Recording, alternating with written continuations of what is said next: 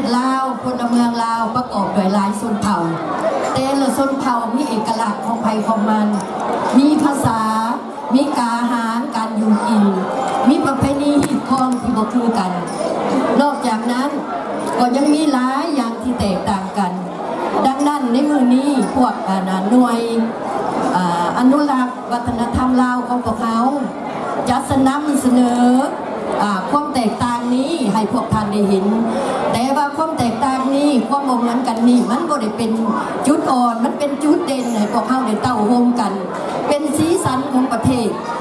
เป็นแห้งดุมดูให้พวกเขามีความสมัครที่หักแพงกันในบรรดาชนเผ่าของประเทศลาวในโอกาสนี้พวกท่านจะได้เห็นบรรดาสาวงามของบรรดาชนเผ่าพวกเขาที่ออกมาในเครื่องแบบในเครื่องนุ่งอาภรณ์ของชนเผ่าแต่ละชนเผ่าดังนั้นพระข้าพเจ้าอย่าขอเว้าว่าพวกเขาจะเป็นเผ่าใดก็ตามจะเป็นลาวสูงลาวเทิงลาวลุงก็ตามพวกเขาล้วนแล้วจะเป็นคนลาวขอให้พวกเขาหักแพงกันสมัครกันตลอดไปเจ้าขอเชิญนาพวกพาในพวกตักดาเวยล่องชนเผ่าเขาทุกคนเนาะเจ้า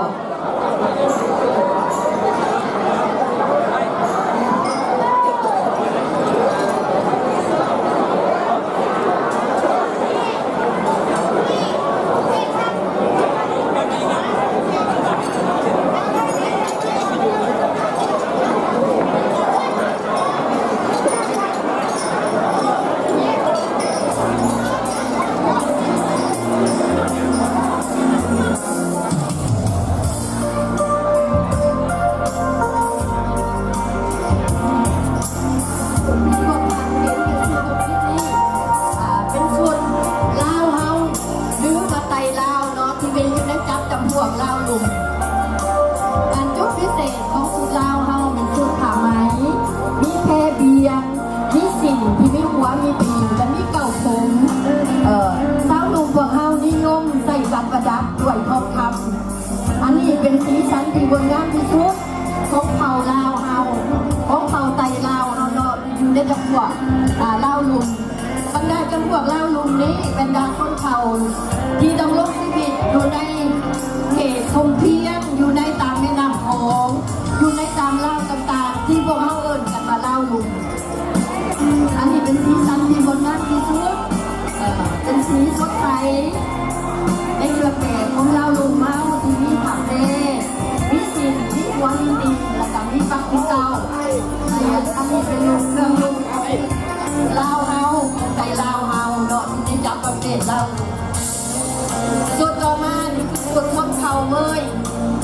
ส้นเผาเมยก็จัดอยู่ในประเทศลาวลุงเช่นกันสิ่งเสียของเต้าเมยนี้จะมีการโยกการมัดมีตามประวัติศาสตร์เป็นมาแต่มีมานานเป็นหลายพันปีเลยเนาะที่ว่าเริ่มต้นของการมัดมีนี่อยู่ในประเทศอินเดียแล้วก็ได้เผยแพร่เข้ามาเอเชียทวีเฮาเข้ามาในประเทศเฮาอันนี้เป็นสูตรที่งดงามอยู่ในแอลของคนนี้ของเมยนี้ของสาวเมยนี้สาวงดงามนี้เป็นผ่าฝ่ายที่มัดในแอลของเนาะเป็นสิ่งที่งดงามสัญลักษณ์ของสาวเมยอันนี้เป็นสาวลาวเทิงเอาเนาะสาวลาวเวสาวลาวเทิงจัดอยู่ในประเภทที่เป็นอยู่ผู้ดอยอยู่ในเขตที่เอิ้นว่า700 เมตรขึ้นไปเหนือน้ำทะเลลงกับลาวเทิงเอาเป็นสีเขียวที่งดงามด้วยผ่าฝ่ายอันนี้ตำโมเมตำเลยจีแต่ว่าตำเป็นผักเอวของสาวลาวเทิงเอาเนาะอันนี้สัญลักษณ์ของสาวลาวเทิงเอาเป็นผ่าฝ่ายที่ย้อมด้วยสีธรรมชาติเนาะอยู่ในสีที่งดงามที่สุดสาวลาวเทิงเอาเจ้าเป็นสีที่งดงามเนาะเป็นสีสันอีกอันหนึ่งอันนี้ส้นเผาม่งเอาเนาะเผาม่งเท่านี้เป็นเผาม่งมาในแบบเผาม่งทันสมัยอยู่ในสีเหลืองในบรรดาเผาม่งนะมีจัดอยู่ในที่ม่งดำม่งขาวม่งลายเนาะในบรรดาเผาม่งนี้ถือว่าอยู่ในจำพวกเล่าสูงเป็นไม้ถึงว่าอยู่ในประเทศคนส้นเผาเฮาที่อยู่เหนือน้ำทะเลพัดเม็ดขึ้นไปเหนือน้ำทะเลที่ว่าพวกเจ้าจับอยู่ในจำพวกเล่าสูง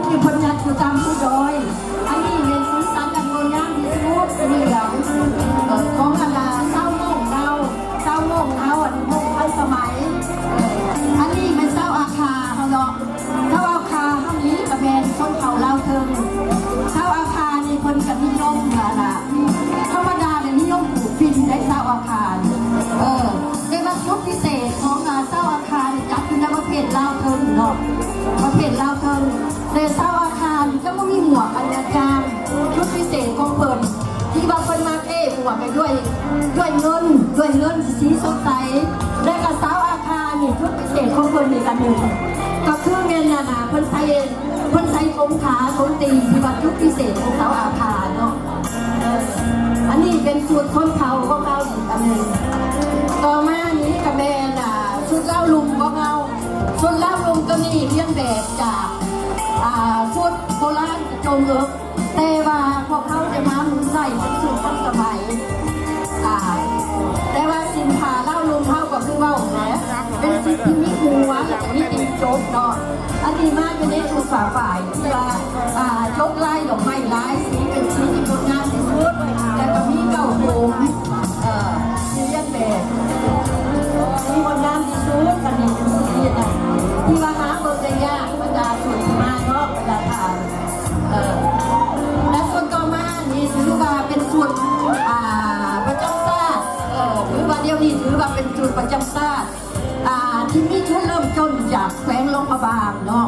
เริ่มต้นสูตรกรก็เป็นสูตรประจำพระราชวังในหลวงพระบางเดี๋ยวนี้เพิ่นก็ได้นำมาเป็นสูตรประจำชาติ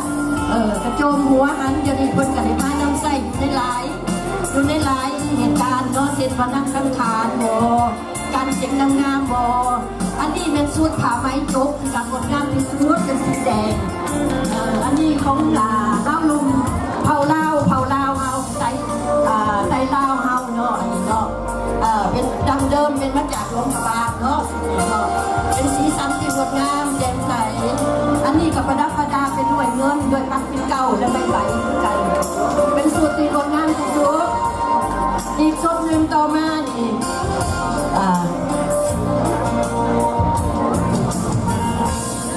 เป็นสูตรเล่าเทิงอีกชุดหนึ่ง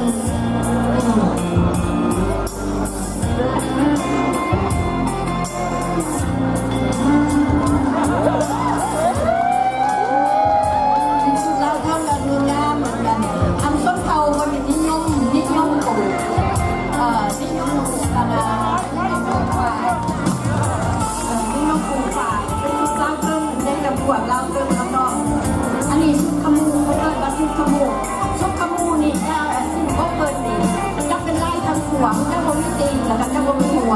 และจะช่วยฝ่ายแต่การที่จะมาตัวอันนี้คือสูตรขโมยนี่คนชักเอ๋ด้วยช่วยเงินเด็ดกันอันนี้คือมาอันนี้ในส่วนไทยลื่นเนาะไทยลื่นนี่ก็จัดในประเภทเล่าลุงเหมือนกันไทยลื่นนี่มันจะมัดผูกฝ่ายเพชรผูกดังนั้นสิ่งของไทยลื่นจะบ่มีตีนยกไล่วางแต่ยกดีเนาะอันนี้คือลักษณะของเล่าลุงของไทยลื่นเนาะของไทยลื่นอันงดงามเป็นมดที่งดงามแจ่มใสมีความงดงามอีกส่วนต่อมานี่ก็เป็นพิเศษที่สุดเป็นส่วนเล่าลุงพอมาเพ่นี่มีความยาวหลายเมตรคือจะเป็นผ่าเพียงเนาะบางคนก็บางผ่าใบผ่าเพียงที่มีความงามอันงดงามอันนี้ถือปักเป็นลายดอกสีสันอันงดงามและก็มีสิ่งที่ว่า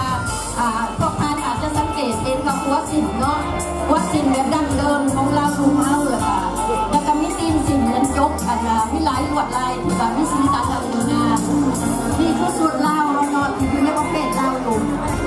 เราอันงดงามเล่าห้องเล่าลุงนี่ปักเอกไว้ทองคำปักเอกไว้คำเนี่ยเก่าโค้งปักเป็นเก่าอันนี้ความงามคงเด่นกันอยู่ในขาเบียงอันงดงามอันยาวที่ว่าหลายเม็ดหา6 เม็ดแหละอันนี้ล่ะอันนี้มาในชุดผู้ไทยเนาะชุดผู้ไทยนี่ก็จัดในประเภทเล่าลุงเขาคือกันผู้ไทยนี่หลายเป็นประชาชนแบบจำนวนหลวงหลายอยู่ในแขวงสารพีเพราะพวกเขาจะหาได้เห็นว่าอยู่ในเมืองนี้เมืองเดโมนคือทั้งเราหางานเนี่ยชาวผู้ไทยนี่เป็นมักตำฝ่ายย่อมฝ่ายด้วยคาม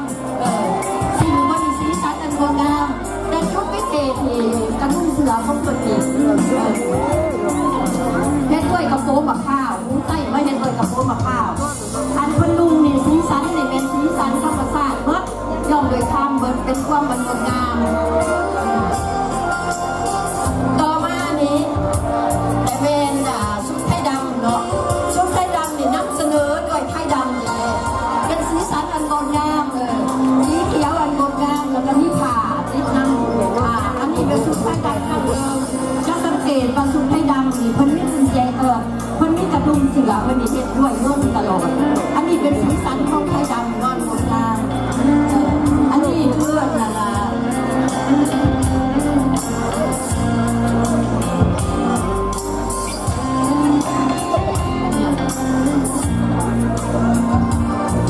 อันนี้สีสันอันงดงาม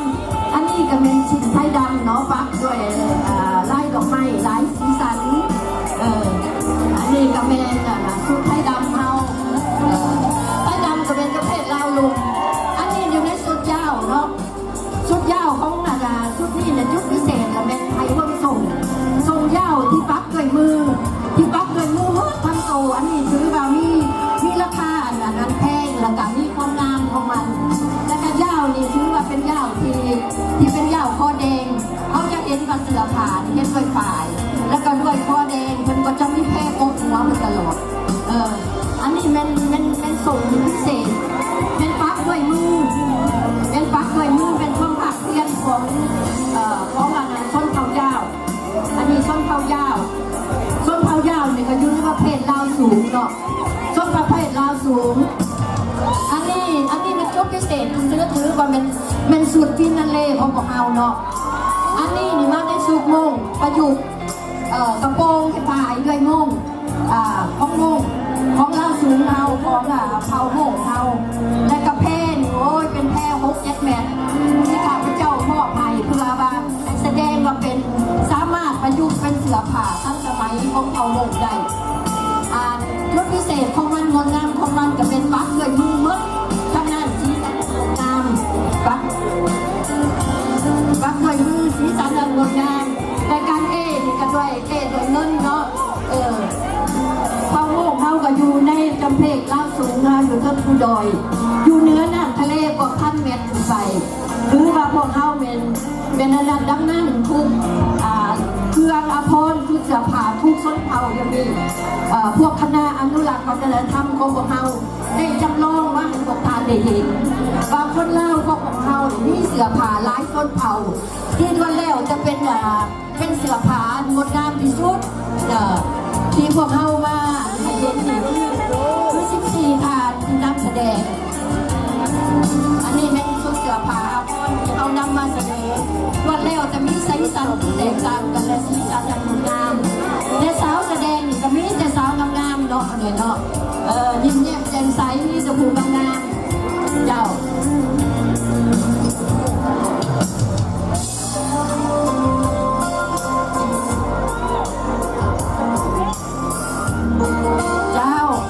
งามบ่พวกผ่านมางามบ่ถ้างามขอเสียงตบมือขอหน่อยเสียงตบมือถ้างามเลยขอเสียงตบมือขอหน่อยเจ้า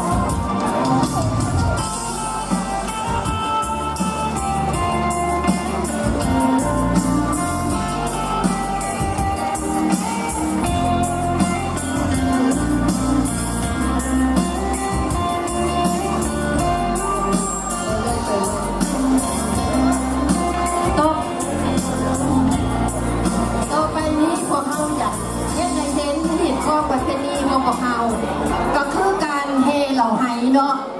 พวกท่านคือสิหือว่าคนลาวเรานี่ถูกชนเผ่าของเขานิยมกินเหล่าไหเฮ็ดด้วยข้าวเหนียวดังพวกท่านจะได้เห็นดังต่อไปนี้ขบวนเหล่าไหของพวกเขาเจ้าเพิ่นมาสมทบดื่มเหล่าไหกับบรรดาสาวชนเผ่าเฮานี่เจ้า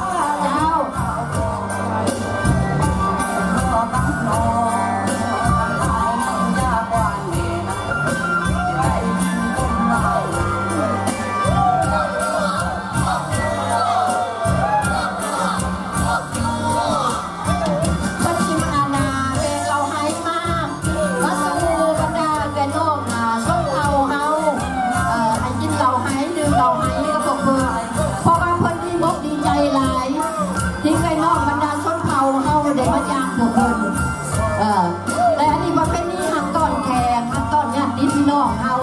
ก็คือการเฮ็ดเราให้ใบให้หักต้นแขกหักต้นพี่น้องเอาเนาะอันนี้ประเภทนี้อันหนึ่งของคนลาวเฮาของบรรดาเผ่าเฮาคือเหล่าให้บางคนเพิ่นก็เอิ้นว่าเหล่าชะโทเนาะเฮ็ดด้วยข้าวเหนียว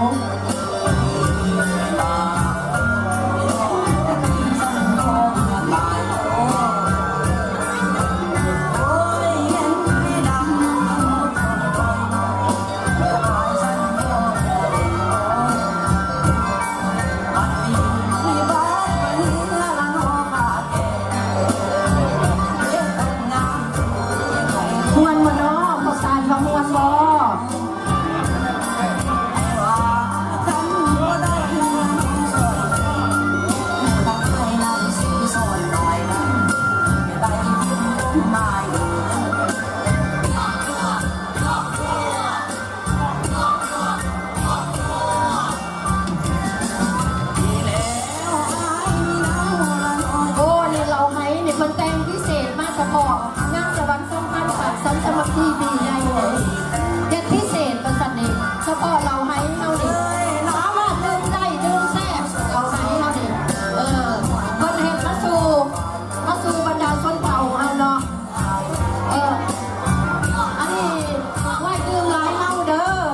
อันเจ้าโจ้เนี่ยเด้อเจ้าโจ้เนี่ยเด้อเอาบรรดาเชิญบรรดาเจ้าน้องชนเผ่าเอาเขารวมอยู่เราไว้นี่เป็นเนาะเจ้า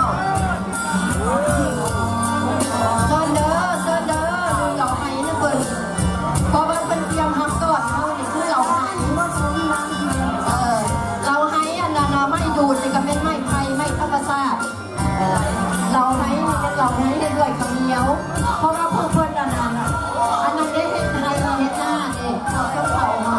ดังนั้นพวกเพื่อนเองอันนี้เห็นซ้ำๆยังบอกคนเดียวเขาเห็นคุณแล้วเห็นซ้ำๆตอนทำญาติพี่น้องเอาเนาะบัดนี้เนาะไปเนาะดื่มไรเมาเลยบัดนี้ดื่มไรเมาเลยมากันเมื่อเนาะบัดนี้เนาะมากันเมื่อเนาะ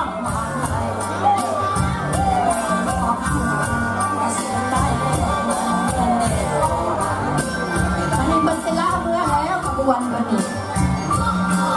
ขบวนบัดนี้มันจะล่าเมื่อแล้ว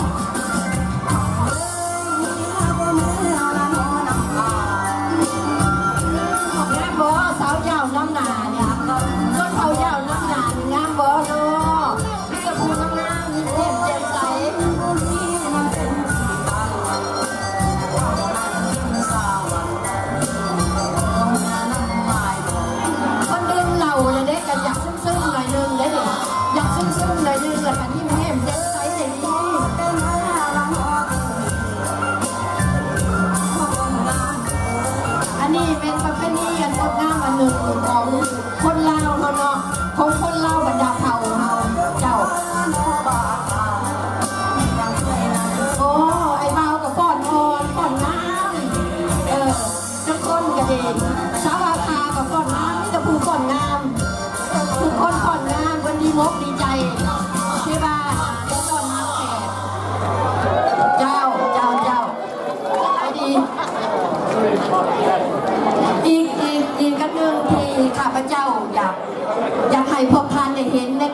ว์ในมือนี้เนาะในการโชว์ในมือนี้เป็นพิเศษที่สุดจับดีคอต่อยจับซ้ายต่อไปเลยเราว่าจับไปเลยจับไหนนะซ้ายต่อยให้ที่ข้าพเจ้าพิเศษที่สุดอยากให้เห็นข้าพเจ้าคือการหน่อยคนที่จะเห็นหน่อยคนที่จะเห็นแหละข้าพเจ้าเนี่ยที่ข้าพเจ้าอยากให้เห็นนี้อันนี้นี่ได้เม้นผ่าของชนเผ่าลาวเทิงมาชนเผ่าที่มีอายุยาวมาเกือบ10 ปีแต่ยังมีคุณภาพงดงามคุณภาพดีอันนี้เห็ดสีสันโดยธรรมชาติอันนี้ในแม่นผ่าเล่าเทิงแต่ว่ารุ่นใหม่สีสันจะบอกคือกันอันนี้นี่เป็นเกือบ60 ปีแต่ความแน่นหนาความงดงามของอันนี้อยากให้แสดงให้เห็นภูมิปัญญาของบรรดาเผ่าเล่าเทิงของเราขอบใจเนาะอันนี้แหละจานาแสดงให้เห็นหน่อยคนที่จะได้เห็นความงดงามความนี่ภูมิปัญญาอันสลัดอันเกงของบรรดาชนเผ่าเฮา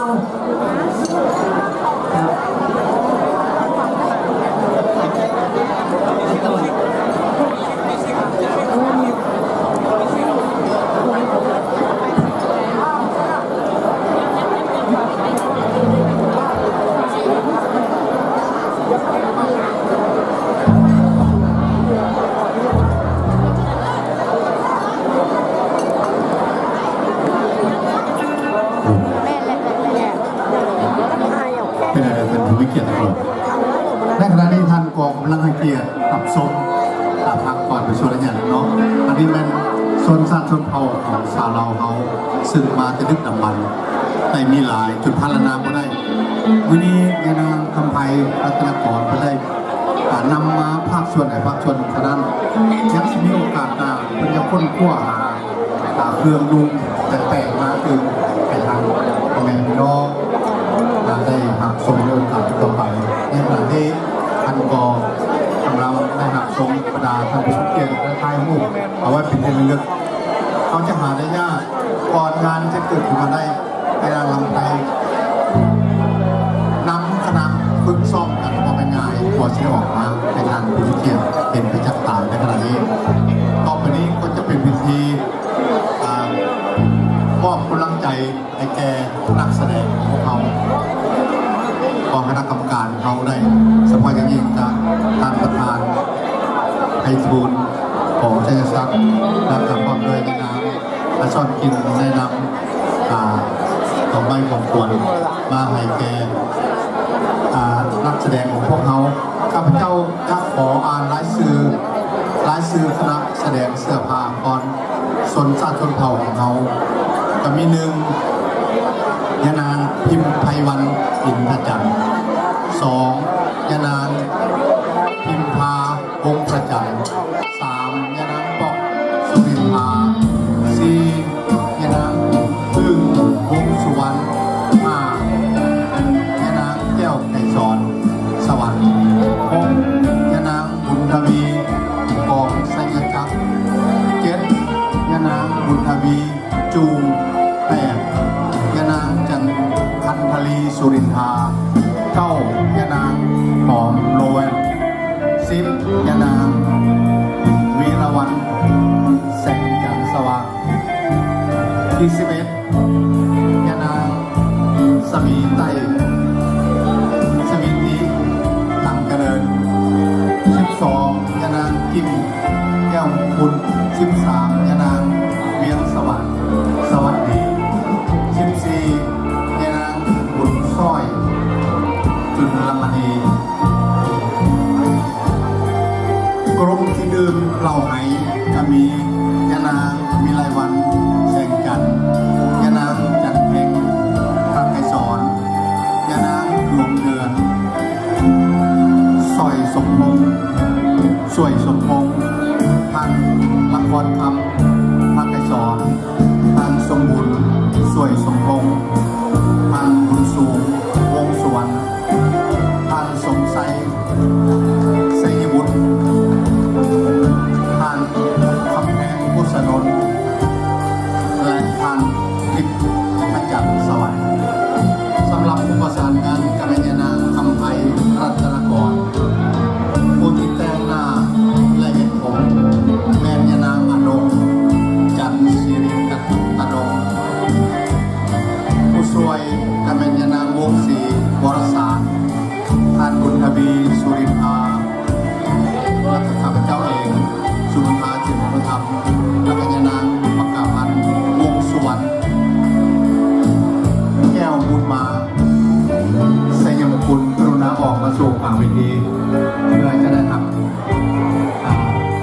สิ่งที่ยอมน้ำใจขอเชิญท่านบุญทวียนาปัตตพันธ์วงสุวรรณการแก้วมุลมาชัยมงคล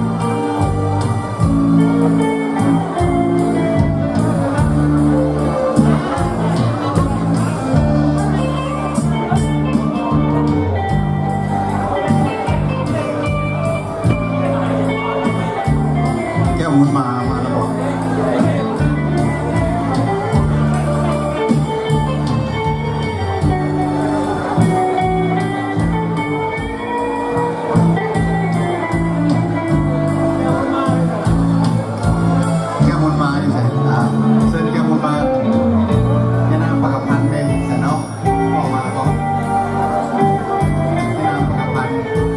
วงส่วน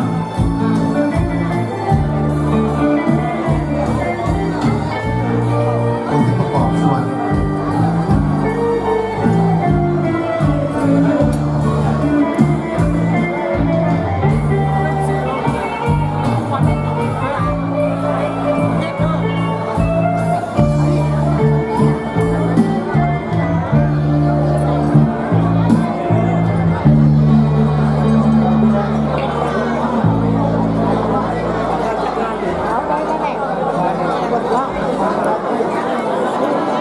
để chụp khác nữa, chụp mới nhiều quá.